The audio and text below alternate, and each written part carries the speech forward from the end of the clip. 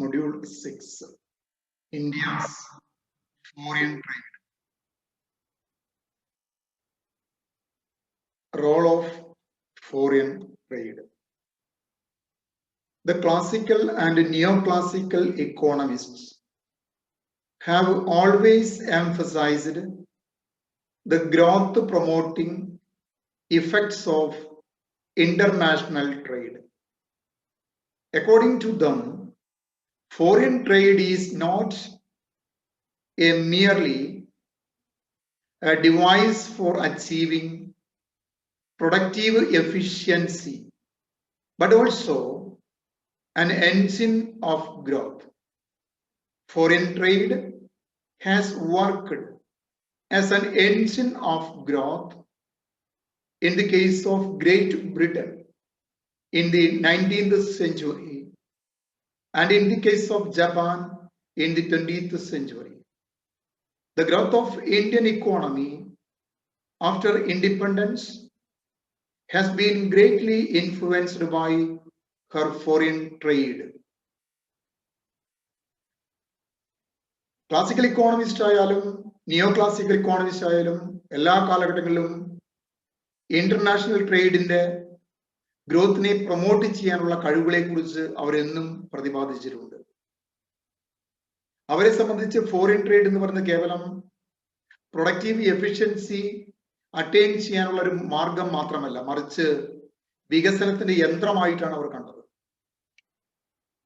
കാരണം വളർച്ചയുടെ ഒരു യന്ത്രമായിട്ടാണ് ഫോറിൻ ട്രേഡ് 19ാം സെഞ്ചുറിയിൽ ഗ്രേറ്റ് ബ്രിട്ടനിൽ പ്രവർത്തിച്ചത്. അതുപോലെ തന്നെയാണ് 20th സെഞ്ചുറിയിൽ ജപ്പാനിലും സാമ്പത്തിക വളർച്ച ഉണ്ടായത് ഫോറിൻ ട്രേഡിലൂടെ തന്നെയാണ്.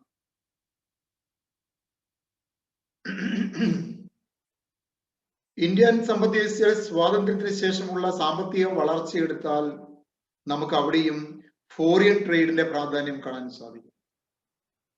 നമുക്ക് നോക്കാം ഏതെല്ലാം രീതിയിലാണ്, what are the different ways the foreign trade contributes to the economic growth of our country. നമ്മുടെ രാജ്യത്തിന്റെ സാമ്പത്തിക വളർച്ചയിലേക്ക് ഏതെല്ലാം രീതിയിലാണ് ഫോറിൻ ട്രേഡ് പ്രവർത്തിച്ചതെന്ന് നോക്കാം. Developing nations can initiate economic development only with the import of capital goods. വികസിച്ചുകൊണ്ടിരിക്കുന്ന രാജ്യങ്ങളെ സംബന്ധിച്ച് അവരുടെ സാമ്പത്തിക വളർച്ച അതിനാക്കം കൂട്ടണമെങ്കിൽ തീർച്ചയായും അവർക്ക് ഫോറിൻ ക്യാപിറ്റലിലൂടെ മാത്രമേ സാധിക്കൂ. Foreign trade facilitates price stability. The demand and supply imbalances which hinder the initial stages of growth can be rooted out by the mechanism of foreign trade. വിദേശ വ്യാപാരം നമുക്ക് പ്രൈസ് സ്റ്റെബിലിറ്റി മെയിൻറ്റെയിൻ ചെയ്യാൻ സാധിക്കും. Demand supply ഉണ്ടാകുന്ന imbalance നമുക്ക് മറികടക്കാൻ പറ്റുന്നത് എന്താണ്? ഫോറിൻ ട്രേഡിലൂടെ തന്നെയാണ്, യാതൊരു സംശയവുമില്ല. Foreign trade generates a competition. Competition forces the production units to improve the method of production, to bring down the cost of production and to improve the quality of products. വിദേശ വ്യാപാരം എന്ന് പറയുന്നത് നമുക്ക് കിട മത്സരത്തെ അല്ലെങ്കിൽ മത്സരത്തെ പരമാവധി വിനിയോഗിക്കാൻ പറ്റും, അല്ലെങ്കിൽ മത്സരക്ഷമമാക്കി മാറ്റും. അപ്പം മത്സരം ഉണ്ടാകുമ്പോൾ ഉൽപാദന യൂണിറ്റുകളെ സംബന്ധിച്ച് അവരുടെ ഉൽപാദനത്തിന്റെ രീതികൾ മെച്ചപ്പെടുത്താനും ഉൽപാദനം വർദ്ധിപ്പിക്കാനുള്ള ശ്രമം ഉണ്ടാകും. അതുപോലെ ഉൽപാദനത്തിന് ചെലവ് കുറയ്ക്കാനുള്ള ശ്രമവും ഉണ്ടാകും. ഉൽപ്പന്നത്തിന്റെ ക്വാളിറ്റി വർദ്ധിപ്പിക്കാനുള്ള ശ്രമവും ഉണ്ടാകും. Foreign trade provides wider markets. It enables a fuller utilization of capacities and increased exploitation of economies of scale. Foreign trade നമ്മുടെ മാർക്കറ്റ്സിനെ വലുതാക്കും. കാരണം നമ്മുടെ വ്യവസായ സ്ഥാപനങ്ങളുടെ പൂർണ്ണമായ കപ്പാസിറ്റി യൂട്ടിലൈസ് ചെയ്യാൻ അത് നമ്മളെ അനുവദിക്കും. അതായത് ഇക്കോണമീസ് ഓഫ് സ്കെയിൽ പൂർണ്ണമായും എക്സ്പ്ലോയിറ്റ് ചെയ്യാനുള്ള ഒരു സാഹചര്യം ഫോറിൻ ട്രേഡ് ഉണ്ടാക്കി തരുന്നു.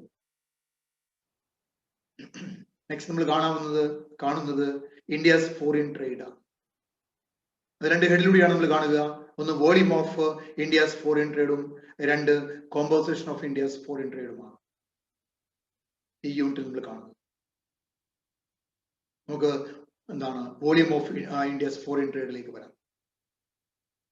ഇന്ത്യൻ വിദേശ വ്യാപാരത്തിന്റെ അളവാണ് നമ്മൾ ഇതിലൂടെ ഉദ്ദേശിക്കുന്നത്. എത്രമാത്രമുണ്ട്? The trade to GDP ratio has gone up from 13% in 1980 to about 24% presently. The increase has been shared both by exports and imports. Currently, India is the 31st leading exporter and 24th leading importer in the world trade.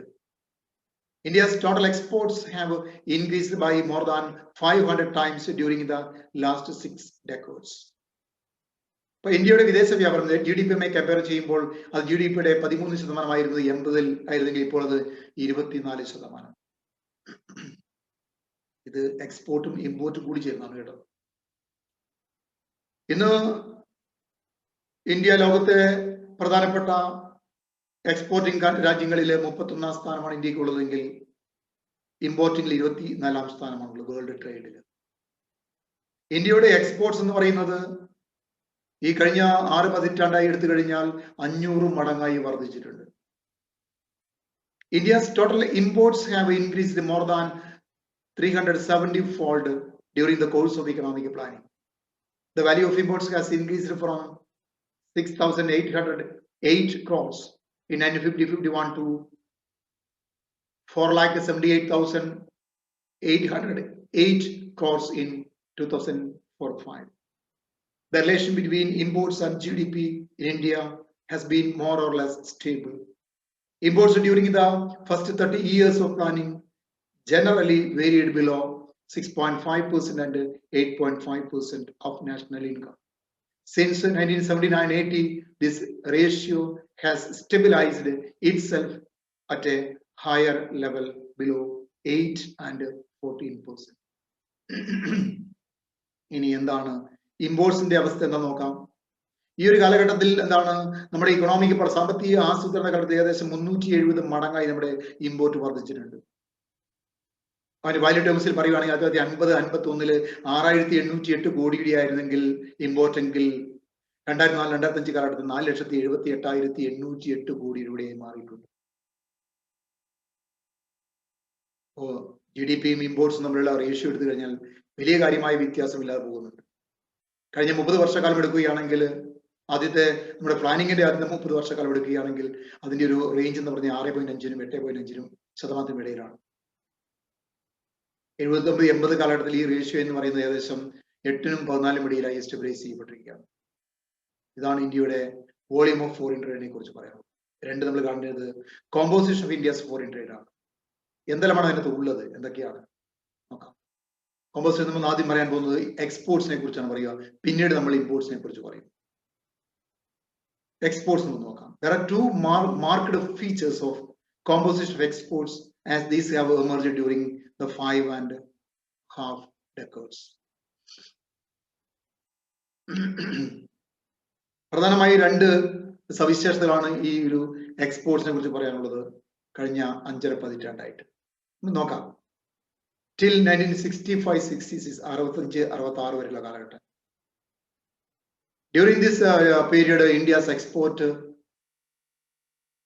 included mainly tea, jute manufacturers and cotton goods, which contributed about 50% of the total export earnings. Other items of exports were manufactured tobacco, cashew nuts, leather and iron ore.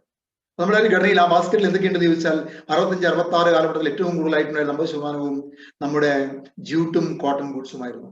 ബാക്കിയുള്ളത് എന്താണ്? Tobacco, cashew nuts, leather, iron. 65-66 ശേഷമുള്ള കാലം നമുക്ക് നോക്കിയാൽ since 1965-66 the commodity composition of India's exports has undergone a total transformation, which in turn contributed to a rapid expansion of India's exports. The diversification in exports reflect the growth and industrialization in the economy. Important new commodities that have been added to export basket are engineering goods, leather manufactures, pearls, precious stones, chemicals and allied products. 65-66 ശേഷമുള്ള കാലഘട്ടം എടുത്തു കഴിഞ്ഞാൽ നമ്മുടെ export ബാസ്ക്കറ്റിലെ കമ്മോഡിറ്റീസിന്റെ ഒരു മാറ്റം നമുക്ക് കാണാൻ പറ്റും. അവിടെ ഒരു ഡൈവേഴ്സിഫിക്കേഷൻ കാണാൻ പറ്റും, വൈവിധ്യവൽക്കരണം കാണാൻ പറ്റും. ഒരു ഇൻഡസ്ട്രിയൽ ഇക്കോണമിയുടെ ഒരു വികാസം നമുക്ക് അവിടെ കാണാൻ പറ്റും.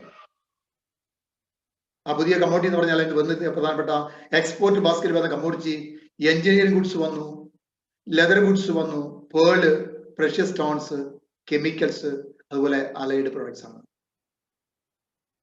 കാരണം 65-66 കാലഘട്ടത്തിന് ശേഷം ഒരു ട്രാൻസ്ഫോർമേഷൻ കാലഘട്ടം തന്നെയായിരുന്നു. നെക്സ്റ്റ് നമ്മൾ കാണുന്നത് പോസ്റ്റ് 1991 ന്യൂ ഇക്കണോമിക് പോളിസിക്ക് ശേഷമുള്ള അവസ്ഥ എന്താണ്? The new economic policy is expected to bring about some of the important effects. It is thought that it will stimulate production of labor-intensive items and bring about a more efficient use of resources as country specializes in production of goods where it has comparative advantage. For labor-intensive ഉൽപാദന മേഖലയ്ക്ക് ഒരു ഉണർവും ഉണ്ടാകുമെന്നാണ് നമ്മൾ കരുതിയത്. കാരണം അവിടെയാണ് ഇന്ത്യക്ക് comparative advantage ഉള്ളത്. Export-oriented manufacturers have dominated India's export market for a country aspiring to industrialize. A shift in favor of manufacturer export is good. But our manufacturer exports have concentrated in the 3 items now, that is leather goods, textiles and jewelry. നമുക്കറിയാം export oriented manufacturing ആണ് ഇന്ത്യയെ സംബന്ധിച്ച് ഇന്ത്യയുടെ export മാർക്കറ്റിൽ കാര്യമായിട്ടുണ്ടായിരുന്നത്.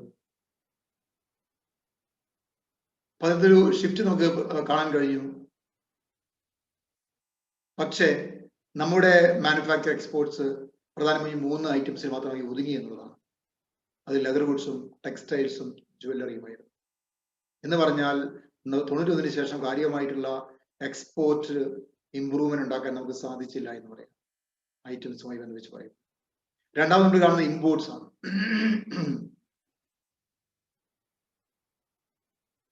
The composition of imports has been changing in a response to the needs of the economy. Imports can be classified into 3 parts, with consumer goods, raw materials or intermediate goods and capital goods. രാജ്യത്തിന്റെ ആവശ്യങ്ങൾ അനുസരിച്ച് നമ്മുടെ ഇമ്പോർട്ടിൽ മാറ്റം ഉണ്ടാകുന്നുണ്ട്. നമ്മൾ ഇമ്പോർട്ടിനെ നമ്മൾ 3 ആയിട്ട് തിരിക്കാൻ പോവുകയാണ്. കൺസ്യൂമർ ഗുഡ്സ് എന്നും ഇന്റർമീഡിയറ്റ് ഗുഡ്സ് എന്നും ക്യാപിറ്റൽ ഗുഡ്സ് എന്നും. എന്താണ് ഇമ്പോർട്ട്സ് ഓഫ് കൺസ്യൂമർ ഗുഡ്സ് നോക്കാം. In order to meet the domestic shortage, India imports consumer goods like wheat, pulses, etc. Since 1966-67, these imports have been negligible because of large food grain production during the period 1976-2005. ഇപ്പോ ഒരു കാലഘട്ടത്തിൽ ഇന്ത്യയെ സംബന്ധിച്ച് ഇന്ത്യയുടെ ആഭ്യന്തര ആവശ്യങ്ങൾക്ക് വേണ്ടി ഇന്ത്യ ധാരാളമായി കൺസ്യൂമർ ഗുഡ്സ് ഇമ്പോർട്ട് ചെയ്തിരുന്നു. വീറ്റും പൾസും ഒക്കെ ഉൾപ്പെട്ടതാണ്. എന്നാൽ 66-67 കാലഘട്ടത്തിന് ശേഷം ഇത്തരത്തിലുള്ള ഇമ്പോർട്ട്സ് വളരെ വിരളമായി മാത്രമേ ഉണ്ടാകൂ. കാരണം നമ്മൾ ഈ കാലഘട്ടത്തിൽ നമുക്ക് ഫുഡ് ഗ്രെയിൻ പ്രൊഡക്ഷനിൽ നമുക്ക് സെൽഫ് റിലയൻസ് അറ്റൈൻ ചെയ്യാൻ സാധിച്ചിരുന്നു. മറ്റൊന്ന് ഇമ്പോർട്ട്സ് ഓഫ് ക്യാപിറ്റൽ ഗുഡ്സ് ആണ്. The imports of capital goods shot up very rapidly between 1955-56 and 1965-66. Imports of capital goods increased fast during the decade of 1990s, and subsequently Indian manufacturers introduced advanced technology to meet international competition. Inflow of FDI rose, import duties were reduced, and regulations on imports of capital goods were relaxed. അതായത് 55-66 ഈ കാലത്തിനിടയിൽ നമ്മുടെ capital goods ഉൽപാദനം അല്ലെങ്കിൽ import കാര്യമായി വർദ്ധിക്കുകയുണ്ടായി. 90കളിൽ വളരെ വലിയ ഒരു വർധനവ് ക്യാപിറ്റൽ ഗുഡ്സിന്റെ ഇമ്പോർട്ടിൽ ഉണ്ടായിട്ടുണ്ട്. അതുകൊണ്ട് തന്നെ നമ്മുടെ ഇന്ത്യൻ മാനുഫാക്ചറെ സംബന്ധിച്ച് തന്നെ ഇമ്പോർട്ട് ചെയ്യപ്പെട്ട മെഷീനറീസ് ഒക്കെ ഉപയോഗിച്ചുകൊണ്ട് തന്നെ അവർക്ക് അഡ്വാൻസ്ഡ് ടെക്നോളജി അവർക്ക് ലഭ്യമായി. അത് അവരുടെ ഇന്റർനാഷണൽ കോമ്പറ്റീഷൻ വർദ്ധിക്കാൻ കാരണമായി. കൂടുതലായിട്ട് വിദേശ നേരിട്ടുള്ള നിക്ഷേപം കൂടുതലായിട്ട് വർദ്ധിച്ചു. അതുപോലെ ഇമ്പോർട്ട് ഡ്യൂട്ടി കുറയ്ക്കപ്പെട്ടു. അപ്പൊ അതുകൊണ്ട് തന്നെ എന്താണ് ഇമ്പോർട്ട്സിനുള്ള റെഗുലേഷൻ കുറഞ്ഞു. അതുകൊണ്ട് ക്യാപിറ്റൽ ഗുഡ്സിന് മുകളിലൊക്കെ ഒരുപാട് റെഗുലേഷൻസ് കുറഞ്ഞു. കൂടുതലായി ക്യാപിറ്റൽ ഗുഡ്സ് നമുക്ക് ഈ കാലഘട്ടത്തിൽ നമുക്ക് ഇറക്കുമതി ചെയ്യാനായിട്ട് സാധിച്ചിട്ടുണ്ട്. മറ്റൊന്ന് ഇമ്പോർട്ട് ഓഫ് ഇന്റർമീഡിയറ്റ് ഗുഡ്സ് ആണ്. It shows an increasing tendency through out the plan period. Import includes crude oil and petroleum products, fibers, fertilizers, and chemical products, etc. നമുക്കറിയാം ഈ കാലത്ത് നമുക്കറിയാം ഇന്റർമീഡിയറ്റ് ഗുഡ്സിന്റെയും ഇറക്കുമതി വളരെയധികം വർദ്ധിച്ചിട്ടുണ്ട്. അതിനകത്തേക്ക് ക്രൂഡ് ഓയിലും പെട്രോളിയം പ്രൊഡക്ട്സും ഫൈബറും ഫെർട്ടിലൈസറും കെമിക്കൽ പ്രൊഡക്ട്സ് ഒക്കെ ഉൾപ്പെടുന്നതാണ് എന്ന് പറയുന്നത് ഇന്റർമീഡിയറ്റ് ഗുഡ്സ് എന്ന് പറയുന്നത്. ഓക്കെ, ഇതാണ് നമ്മുടെ ഇന്ത്യയുടെ ഫോറിൻ ട്രേഡിന്റെ ഒരു അവസ്ഥ. വോളിയം നമ്മൾ കണ്ടു, കോമ്പോസിഷൻ കണ്ടു. അടുത്ത പോയിന്റ് നമ്മൾ നെക്സ്റ്റ് ക്ലാസ്സിലാണ് direction of India's foreign trade next ക്ലാസ്സിൽ നമ്മൾ കാണാം. Okay, thank you.